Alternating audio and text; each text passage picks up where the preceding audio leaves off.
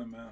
Hey, here once again, like we always are. I always say the best thing that I can teach you guys is to always show up. I promise you, man. If I got into like a car accident and I could like still move my arms, I would crawl to practice. That's how badly I want this. And case in point is, let me think. I have a few stories when I almost missed practice. I almost did. All right. One was for a storm where there was like freaking 5 feet of snow, and I still got there. I was 20 minutes late. I trudged through the snow. It was like, I was like going all through it to just to get there, and then I got to the school. It was at Silver Hills, and then nobody was there because there was a storm. And yeah, people don't move during major storms like that. But I still got there. That's one. And then two was to a clinic at Seven Hills in California. Locked my keys in a running car. Again, I don't know how it happened. It was crazy. I mean, all I did was I started the car, then I went back upstairs, I came back down, and the door was just locked. I don't know how that could happen still.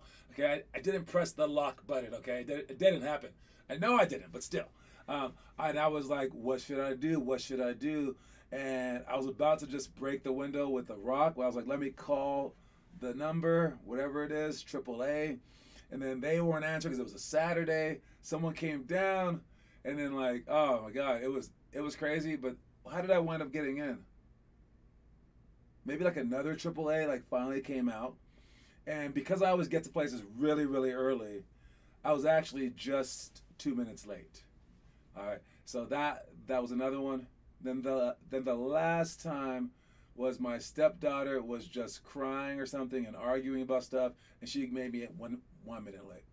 The only 3 times I've ever been late. All right, and to be dependable, it's a huge thing.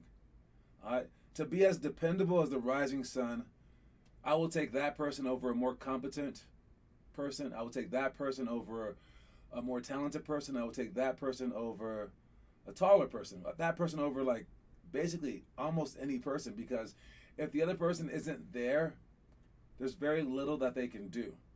Like no matter how good Kyrie Irving is, when he wasn't showing up, he was a detriment. All right? So put yourself in the right position. You get to leapfrog a lot of people in life just by showing up. That's why the number one thing on our site is attendance. All right, and if you can take care of your attendance, that's when you'll have a chance. So we focus on the rosters page. Click on the rosters page, view our rosters to understand our team setup. All right, and we get to see the top players of the year, the top players of all time, the top fastest initiation time, and then everyone else down here. All right. And you get to see the people that are the VIP people, the people that show up in the mornings as well. Or they are allowed to. Who isn't showing up? Oh, Chris isn't. Chris is one of our 4 VIP people who isn't showing up. The other 3 are showing up. And we have all the elite people, some of the members. I have to change Sean's to a member. Yeah, Sean is a member now. Yes, he's not on the elite team, but he's a member. All right, and so there's that. So if you look at all the elite team scores, we got Noah Massad with 83, Connor Rush right behind him with 74. All right. Speaking of Connor Rush, you're doing the 5-week challenge. All right. Cameron, what's up, Cameron? What's up, Connor? All right. Cameron has dabbled in the 5 perfect weeks. I think he did it. Again, I don't know if these people are really doing it because no one's really doing it the right way, including Connor Rush. The hardest part about this challenge is to get your teammates to do it with you. That's the hard part. Could you imagine that? Could you imagine being that great a leader that you could get your teammates to run a mile the first week, 2 miles, second week, 3, then 4, then 5. They just have to do it 1 time a week. You have to get 7 different people. All right. And when we finally get someone to do this, that will be the dude. All right. And maybe it's really hard right now because, it's during school time or whatever. All right. So, you can count that, but they can do it on their own and just post. But maybe this summer you can retry it. and you get some people together and say, let's do the 5 perfect week challenge. I did the Rudy challenge. Yes, you did. Did the Rudy challenge. I do remember that. The Rudy challenge is come 21 straight days, no matter what. And I guess if you're not on the elite team, then you come just watch the practices, right? And you show up and do the Rudy challenge. That is showing up every single day for 21 straight days. And actually, Cameron is one of the inventors of that challenge. I gave him the challenge, and when he successfully did it, I think he had some. He went to New Jersey like right afterwards or right before. I'm not really sure. But yeah, that was intertwined into the challenge as well because he had to overcome that. So yes, great job with the challenges so far. I'm watching you guys online. I'm watching you guys do the homework. I see you guys posting the homework. As we're seeing right now, we got 5 minutes total. The jump rope. You should say what day you're on, Connor, so we can keep we can keep track. It tells you right there in the challenge. Oh, it says 3/8. Yeah, it doesn't say really like what day or what week you're on. So let us know what day and what week you're on for the divine drill. One mile. I like that. Of course, we'll be able to tell as you get up in miles, but let us know which week you're on in the title. So like week 1, day 1. Week 5, day 3. It only goes up 7 days a week. All right. Anyways, fantastic job with that, Connor. And who else do we have here? We got Noah. Oh, and Derek with the offhand layups. Nice job. All right. The offhand layups are tough, man, especially for the little kids, especially shooting them the correct way as well. All right, running on a treadmill, that's better than nothing. Doing push-ups, good job. No, I see you, man. All right, let's check where do I want to start off? Let's go with let's go with the trivia, just so Finn can't hop on later. He thinks it's always at the end. Let's do trivia in the beginning. I'll ask around more, though. Someone told me they want to wait until the summer to run. I lost hope. Don't lose hope. Don't lose hope. Yes, man. It is tough. But if it weren't tough, we would know that we were going the wrong way. All right. Wait, check that. Yes, that. All right. When you have it tough, you know that you're going the correct way. Because the NBA is not easy. All right. D1's not easy. So right when you start doing hard things that no one else is willing to do, you know that you're going the right way. All right. So check our trivia. Our trivia question of the day is, wow. All right.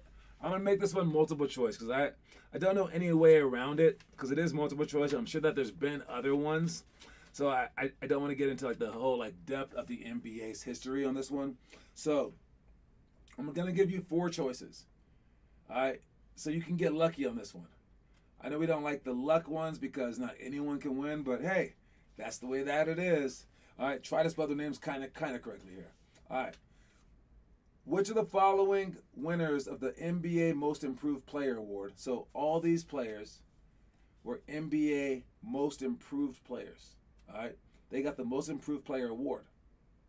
Which of these winners of the NBA Most Improved Player Award was also selected to an All-Star game in the same season? Was it Paul George, Kevin Duckworth, Dale Ellis, or Aaron Brooks? All right, which of these winners of the NBA Most Improved Player Award was also selected to an All-Star game in the same season? Was it Paul George, Kevin Duckworth, Dale Ellis, or Aaron Brooks? Who would I think it would be? Probably that guy. All right, let me check. Dang it! I was wrong. Who do you think it'll be? You just guess one of those names and you have a chance to win.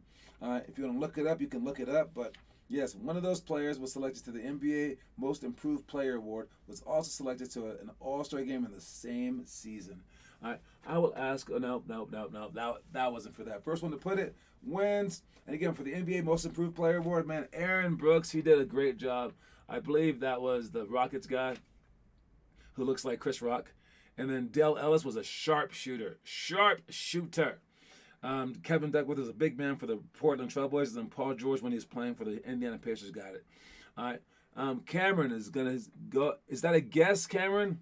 Is that a guess with Paul George, Cam? Is that a guess, or is that your actual answer, Cam? Let me know, man. because either way, Cameron is right. Connor Rush with the second guess of Dale Ellis. I guessed Dale Ellis. Because I was thinking Paul George, that was a little too easy. And when he got Most Improved Player award, he was pretty young. I do remember him getting it. But yes, the answer was indeed Paul George. The Pacers forward won the award in 2013 and was selected for his first All-Star game, but was an All-NBA third team selection. George averaged 17.4 points a game, 7.6 rebounds, and 4.1 assists per game that season. That was a guess. Aaron Brooks was your guess. Yeah, the multiple choice ones are very, very guess worthy, but I'm pretty sure that's happened before. An NBA Most Improved Player is probably also gonna be an All-Star, but they gave you 4 choices, so Paul George was the most eligible choice, and that was the one that won. Great job, Cam. You are now up to 2. That's double Connor, man. And Finn did try to sneak in. Also, I had to rewind because I showed up late. If you showed up late, what you realize in the way beginning of it, I talked about not showing up late. The irony of that is crazy. That's probably going to be the quote of the day. It's like, how ironic it is to be late. Let's check the quote of the day. Is it? It is not. It is not the quote of the day, but it was close. Wealth does not equal happiness. All right? And this is something that poor people say, obviously, okay? Because it probably does equal happiness. I don't know. I have no idea. I've never been wealthy like that. But yes, what it's trying to say is that going for the money is not everything. The people that have money just want more money, right? Happiness is something within you, right? And if you are on the basketball court, your wealth might just be getting playing time. Your wealth might be winning championship. Your wealth might be getting tall, right? It's not going to equal happiness. You won't receive happiness until you've truly extended yourself within your passion. All right. When I was younger, I wrote "Meaning to Life," and there were four pieces to it. I thought I was so smart. All right, but I thought like figuring out how far that you can take stuff in life was part of it. Finding love is part of it, and overall, just like being happy was like the main gist of it. All right. And again, people seek happiness in different ways. They try to quantify it. But happiness is like Draymond Green. He may not get all the rebounds or all the points or all the assists, but in the end, he's just that glue guy, right? He's the guy when you remove him, you lose. When you add him, you win, and you can't even define why. All right? And that's what happiness is. You try to quantify it, and you're like, okay, I'm happy if I get this much money. I'm happy if I get this much playing time. I'm happy if I sell this many SoundCloud songs. Do you guys sell stuff on SoundCloud? I don't even know. I don't know how that works. All right. Happiness is how many NFTs, there you go, how many NFTs that you can buy in one given period of time. I don't know. All right. But no, happiness is this own entity. And I believe that it can best be described as, again, finding your passion and then fulfilling that passion within your life the best that you can. All right? And if you can make money off of it, more power to you. But it doesn't really matter. All right? As long as you're eating and underneath a roof, you're good enough. All right? And so wealth does not equal happiness. So I have no delay. I'm watching on my Mac. Oh, is that the only reason that you haven't been leading? I see. T-Mobile sucks, so I need to be at home to watch it. I see. John, what do you want me to do? I have no data. I don't know. Data does not equal happiness, Finn Kaufman. It does not.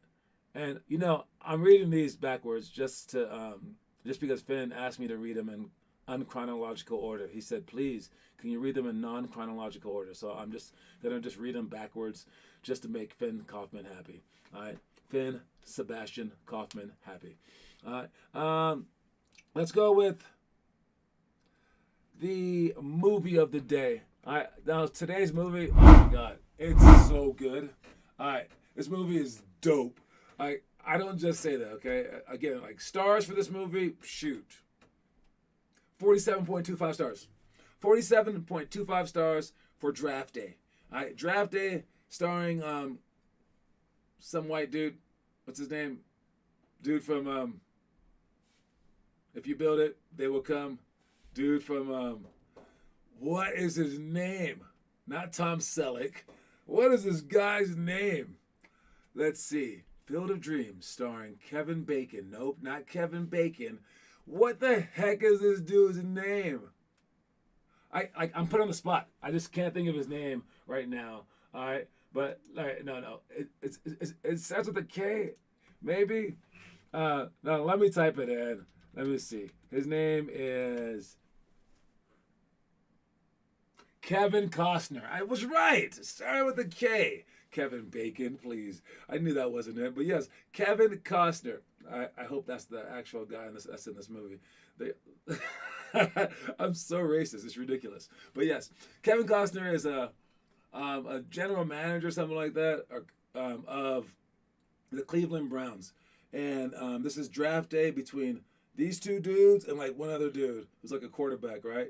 And this movie's amazing because like of so many different parts in the movie.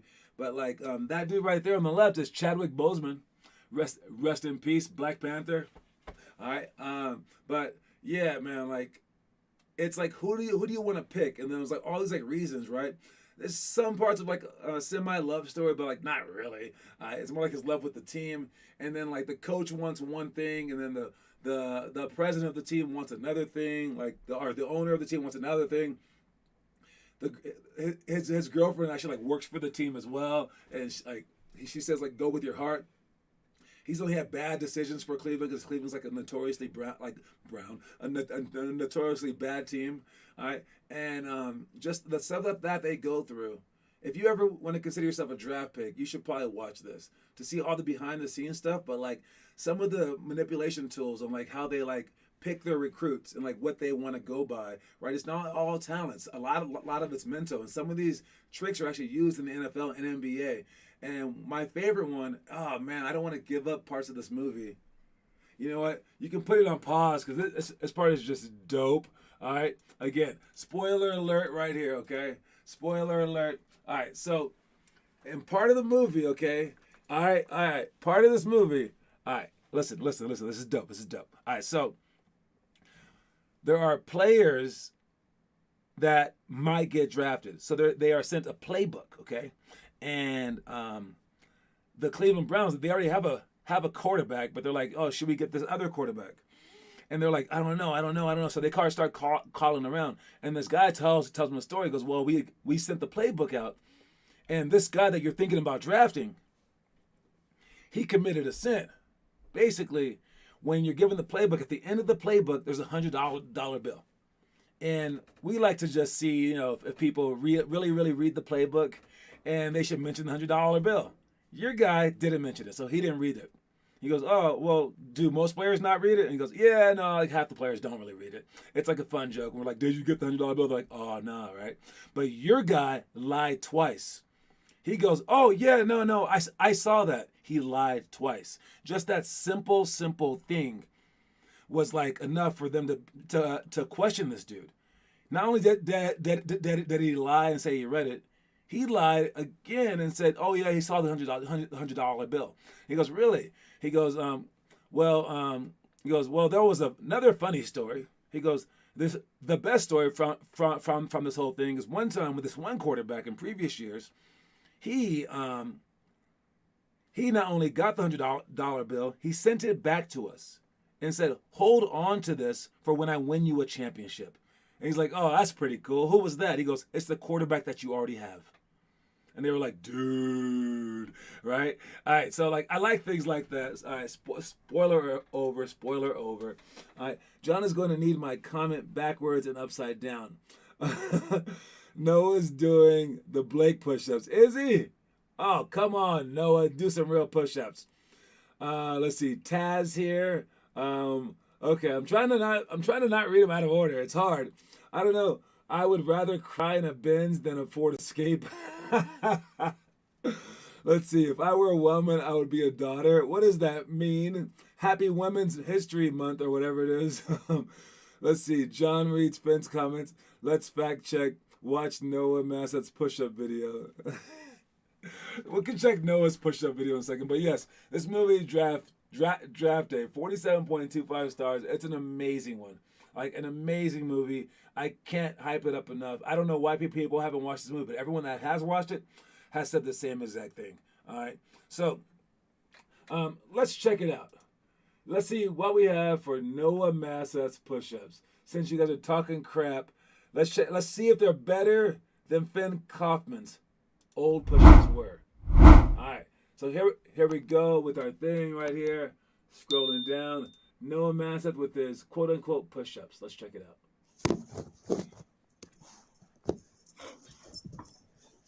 Oh, that dog just did a jump up. Those are pretty good push-ups.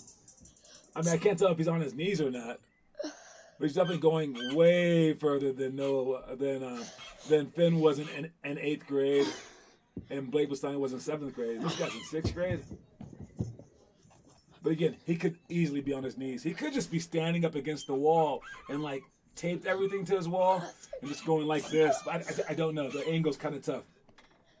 But the fact that he's stopping every like few, that says that he's doing real push-ups. So good job with that, and great job, dog, with that jump. That was a nice jump. All right, let's really quickly check our workout stuff that we're doing. This is the practice stuff that we're doing. All right, this is the stuff that we'll be doing next Tuesday. Wall floor tap dribbles, double team step through. All right, key points, scale hype. 49 seconds down by 3 with free throws, and then 5-on-5 with the winners running. This is stuff that we did last time right here. We did 2-on-1 break, flares, baseline of bounds, 5-second count extension, 49 seconds down by 3, then 5-on-5 oldest versus youngest. That was a good day, especially the baseline of bounds defense. Don't forget that stuff, okay? That's why I talk about it right now, so we can kind of like reiterate it. All right, we went over the stuff. For flares, we know how to step. Kieran he's got really good at the flare cut, especially to the corner. If you can do that in games, that is big time. 2-on-1 break. That one went okay. We weren't going fast enough. We weren't passing the ball well enough, but it was okay. It was an okay beginning. All right. Bro's house is so chaotic. Connor, how tall are you? Connor's 7 feet tall. I was a weak little boy back then, but I showed my whole frame. You did show your whole frame. You definitely had some cinematography skills. I will tell you that. I will give you that, Finn Kaufman. We also have another person signed up for our Oakland tournament. It is Armand Craig. We got Armand in the house. So you guys definitely have 5 even without Ren. Ren said he was going to sign up, but he hasn't signed up yet. Momo said she was going to sign up, but she hasn't signed up yet as well. All right. Oh, well. All right. So next one. Then this is the stuff that we will be doing on Thursday. Manu Ginobili layup. Hand off to 2 shots. Offensive free throw rebounds. Side right. 0 to 3 seconds down by 3 with free throws, and then 5-on-6 press break. For the Manu Ginobili layup, that's how we protect the ball. We got to make sure that we do this correctly and score like that. A lot of people score with this layup. In the NBA, lower levels, whatever, make sure that you know how to do it. Hand off to 2 shots is just a shooting drill, but we're going to practice the handoff to do it perfectly so we can come off it. Our handoff play is called 180.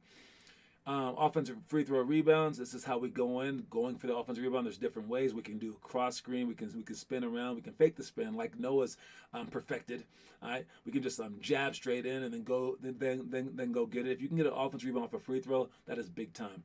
Side and right, that's our backdoor play, plus 2 backdoor plays actually, but one is an entry from the point guard, and the other one's an entry from the top of the key after we pass the ball in.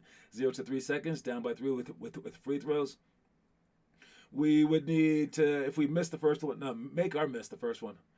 All right, we need to miss. We would need to miss this free throw, send everyone in. But if we're down by 3, and because we missed the first one. Wait, yeah, I gotta sneeze. Maybe.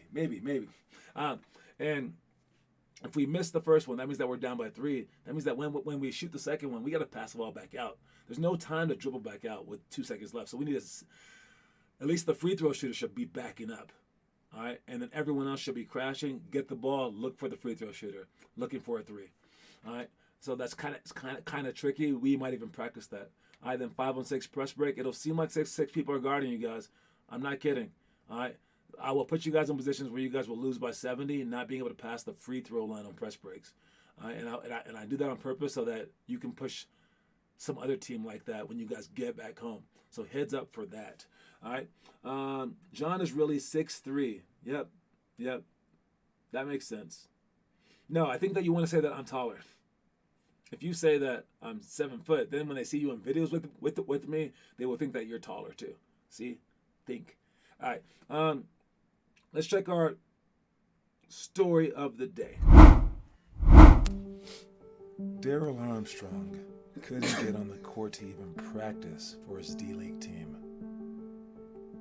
He asked to sweep the floor in between practice games until they needed an extra player. Eventually, he made the team, and then within a year later, he was a starter for an NBA team and played as a pro for years. So do whatever you can to reach your goals.